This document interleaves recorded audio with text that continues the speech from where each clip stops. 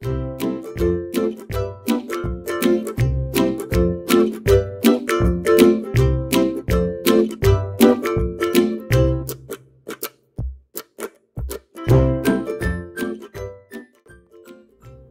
Friends, ഇന്ന് ഞാനിവിടെ ചെയ്യുന്നത് വളരെ ഈസി ആയിട്ട് നമുക്ക് ഉണ്ടാക്കിയെടുക്കാൻ പറ്റുന്ന ഒരു എഗ് പിസയാണ്.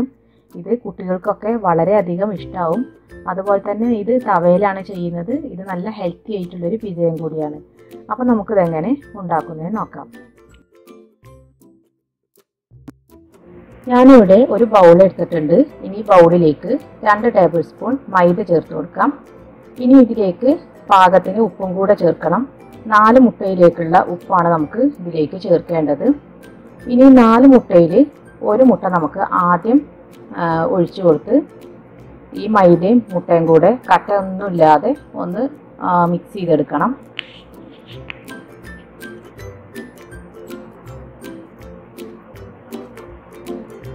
ഇപ്പോൾ ഇതിൽ കട്ടയൊന്നുമില്ലാതെ മിക്സ് ചെയ്തെടുത്തിട്ടുണ്ട്. ഇനി ഇതിലേക്ക് നമ്മൾ ബാക്കി വന്ന 3 മുട്ടയും കൂടെ ചേർത്ത് ഒരു വിസ്ക് വെച്ചിട്ട് നന്നായിട്ടൊന്ന് മിക്സ് ചെയ്തെടുക്കാം. നന്നായിട്ടൊന്ന് അടിച്ചെടുക്കണം. ഒരു 2 മിനിറ്റോളം നമുക്ക് അടിച്ചെടുക്കാം.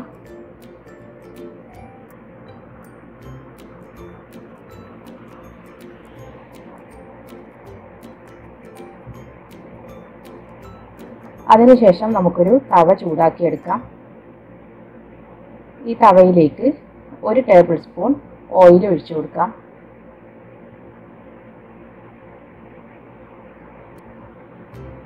ഇനി നമ്മൾ ഉണ്ടാക്കി വെച്ചിട്ടുള്ള മുട്ടയുടെ കൂട്ട് ഇതിലേക്ക് ഒഴിച്ചു കൊടുത്ത് ഒരു 1 മിനിറ്റോളം നമുക്കിത് മൂടി വെച്ചിട്ടൊന്ന് വേവിച്ചെടുക്കണം.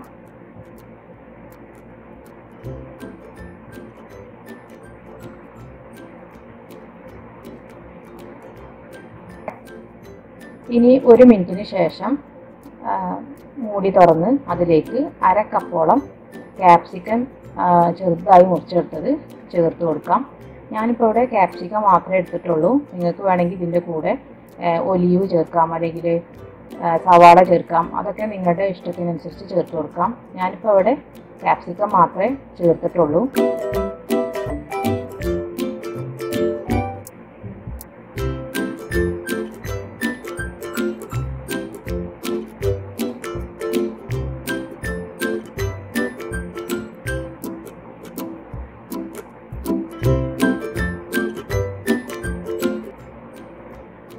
ഇനി ഇതിലേക്ക് ഞാൻ ചേർക്കുന്നത് എരിവിന് വേണ്ടി ഒരു പച്ചമുളകാണ്. ഞാൻ കുട്ടികൾക്ക് ഇവിടെ എരിവ് വലിയ ഇഷ്ടമല്ല, അതുകൊണ്ട് ഒരു പച്ചമുളക് മാത്രമേ ചേർക്കുന്നുള്ളൂ.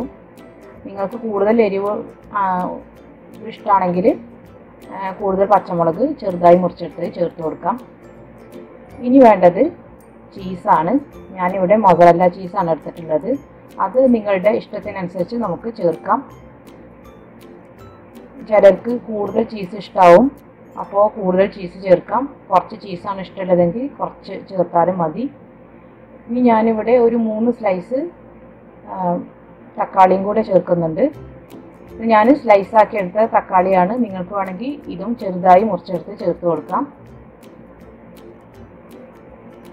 എന്നിട്ടിത് മൂടി വെച്ചിട്ട് നമുക്ക് വേവിച്ചെടുക്കാം. ലോ ഫ്ലെയിമിൽ ഒരു 3-4 മിനിറ്റ് മതിയാകും. അപ്പോഴേക്കും ഇത് വേവായി കിട്ടും.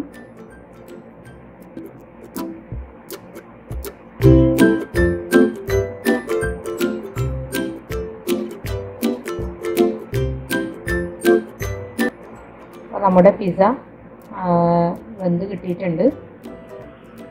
ഇനി ഇതിലേക്ക് ഞാൻ കുറച്ച് ചില്ലി ഫ്ലേക്സ് ചേർക്കുന്നുണ്ട്. ഒരു 1/2 ടീസ്പൂൺ ചില്ലി ഫ്ലേക്സ്.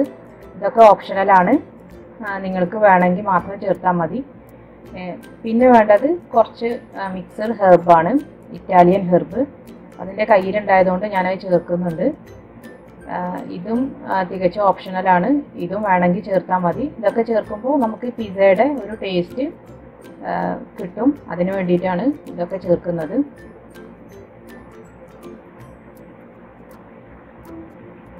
ഇത്രയേ ഉള്ളൂ. നമ്മുടെ പിസ്സ ഇവിടെ റെഡി ആയിട്ടുണ്ട്. നമുക്കിതൊരു സെർവിങ് പ്ലേറ്റിലേക്ക് മാറ്റാം. അപ്പോൾ നമുക്ക് വളരെ പെട്ടെന്ന് തന്നെ ഉണ്ടാക്കിയെടുക്കാൻ പറ്റുന്ന ഒരു പിസ്സയാണ്.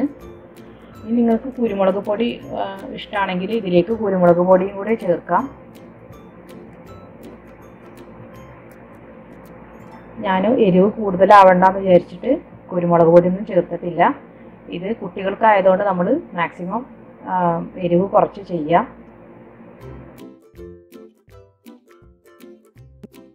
അപ്പോൾ നമ്മുടെ ഈ ഈസി ആയിട്ടുള്ള എഗ് പിസ്സ എല്ലാവരും ഒന്ന് ട്രൈ ചെയ്ത് നോക്കണം. എൻ്റെ വീഡിയോസ് നിങ്ങൾക്ക് ഇഷ്ടമായാൽ നിങ്ങൾ ലൈക്ക് ചെയ്യാനും ഷെയർ ചെയ്യാനും സബ്സ്ക്രൈബ് ചെയ്യാനും മറക്കരുത്. ഇനി അടുത്ത നല്ല റെസിപ്പീസുമായി വരുന്നത് വരെ താങ്ക് യു.